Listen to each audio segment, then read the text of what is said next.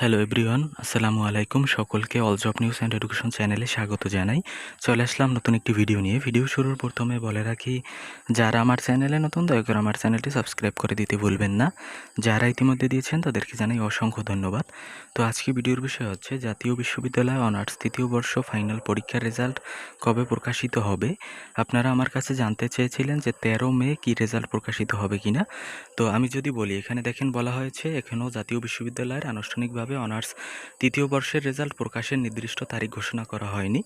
বিভিন্ন শিক্ষা বিষয়ক আপডেট সূত্রে বলা হচ্ছে অনার্স তৃতীয় বর্ষ রেজাল্ট মে মাসের আপনার প্রথম বা দ্বিতীয় সপ্তাহে দেওয়ার কথা ছিল। তো এটি কিন্তু সম্পূর্ণ কিন্তু 100% তথ্য না।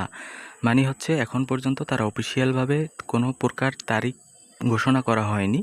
তো বলা হচ্ছে যে আপনার মে মাসের ভিতরই দেবে, একটু কনফার্ম থাকেন, হয়তো বা 15 তারিখের ভিতরই আপনার রেজাল্টটা পেয়ে যেতে পারেন।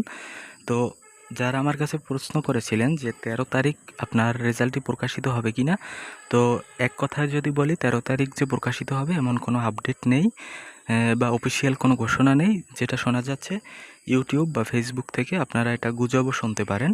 তো আশা করি আপনারা সকলে বুঝতে পারছেন। অবশ্যই পরীক্ষা কিন্তু রেজাল্ট কিন্তু 15 তারিখের ভিতরই দেওয়ার সম্ভাবনা আছে।